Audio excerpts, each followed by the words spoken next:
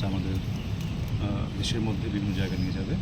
এই গোপন সংবাদের প্রেক্ষিতে আমরা অভিযান শুরু করি এবং আপনারা জানেন গতকালকে আমরা মোস্তাক ডাকাত সহ আরও তিনজনকে গ্রেপ্তার করি এবং তাদের কাছ থেকে দেশীয় অস্ত্র এবং গুলি উদ্ধার করি।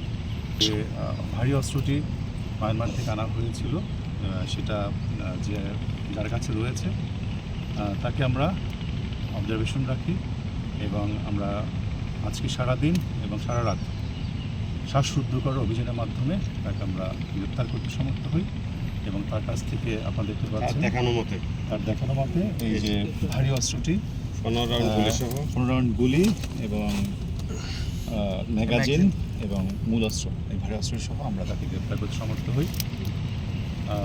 বিস্তারিত আমরা পরে আপনাদেরকে জানাবো। আপাতত ধন্যবাদ সবাইকে। প্রাথমিকভাবে জিজ্ঞাসাবাদে আমরা জানতে পেরেছি তার নাম হচ্ছে বেলাল, তার বাড়ি হচ্ছে মহেশখালী থানাতে সক্রিয়াপাড়া।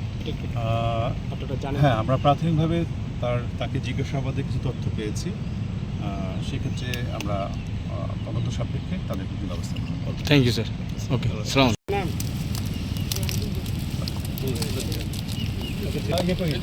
কোথায় দেখো সামনে কোথায় এই দেখো দর্শকে এটা খুলো দেখো নামো বাইর করো।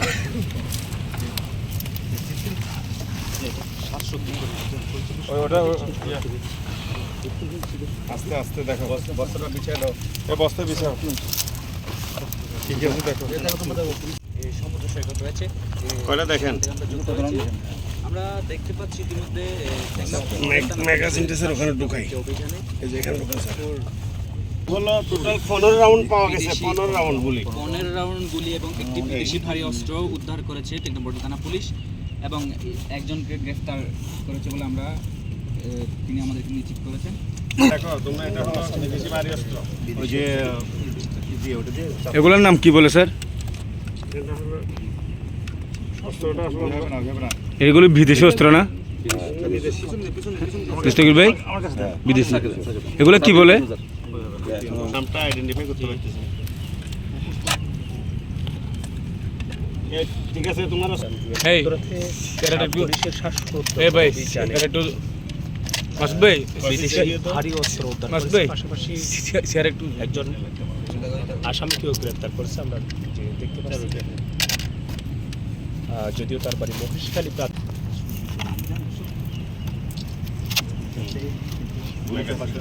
ম্যাগাজিনটা যেমনটাই জানিয়েছেন মূলত মিয়ানমার থেকে অবৈধভাবে